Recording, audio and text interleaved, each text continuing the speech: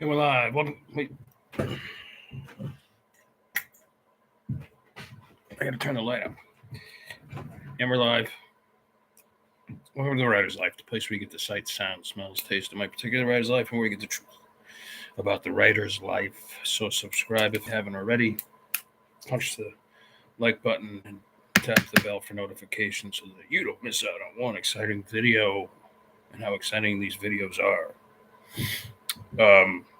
So I've been going on and on about this ChatGPT thing, and I've been going on about the diminished royalties for Kindle Vella for the past couple of days. And it turns out I'm doing a whole bunch of detecting and talking to certain people. The Amazon people are closed mouth about it. They're just not speaking about it. Can't get anything out of them. However, I have found out from some very reliable sources that Amazon KDP and Kindle Vella have been slammed with false stories and essays from generated by this ChatGPT. What they're going to do about it, I don't know. But there's other similar programs as well that have, throughout the past 2 years that Vella's been around, and the past 12 or 13 years that Kindle KDP's been around, that have generated false stories, and they just get lambasted, maybe 1,000 stories a day by just one bot. So it's having a real effect on author earnings, real author earnings, meaning true authors, people who really write stuff from their brain, like me. So they're gonna have to do something about it. And I can see why they're not opening up their mouth about it, because they're probably like, what the fuck do we do now?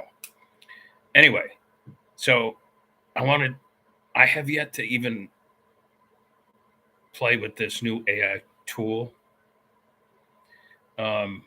So I decided to go over there, set up an account, and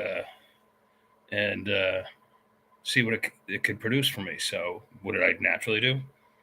I asked it to write a blog about Vincent Zandri, and it came up with like 150 words on me.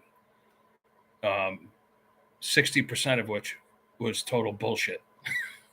It was just hilarious, actually. It was like it was like, oh, Vincent Zandri is this great writer, and he's most known for his Dick Moonlight series, which he started like in the 1950s, they get it wrong, like completely. But he's even more well known for his standalones, like The Remains, and then it proceeds to give like a completely false plot summary of The Remains, completely false. And it says it also says like, well, I've had enjoyed this terrific career as an author. I've also been a professor at like 2 universities, like notable universities, like Harvard or something like that. I don't know, whatever. And I've never stepped foot inside a classroom other than to give a lecture. So anyway, a lot of it was just bullshit. It was just, and to make things worse, they stole writing from the content creators who created my new website at UNI, from UNI. UENI. That's the company that did my new website.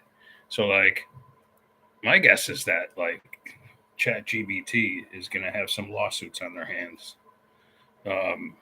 when the whole plagiarism thing comes out, because that's what it does, essentially. You can see it. It plagiarizes. It takes bits and pieces of information that's out there about you and just pastes and copies and pastes. So but I have to admit, it's like a fun little thing to play with.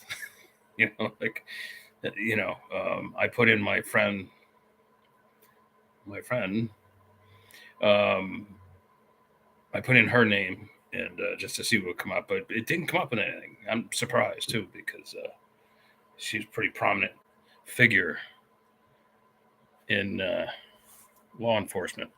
But or maybe I just did something wrong. I don't know. But this is also going to be an ongoing problem with the publishing platforms if they don't nip it in the bud now. It's going to be a problem for universities, colleges, and high schools.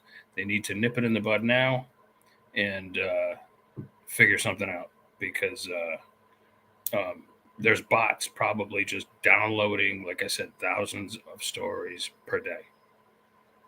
Like and like there's no way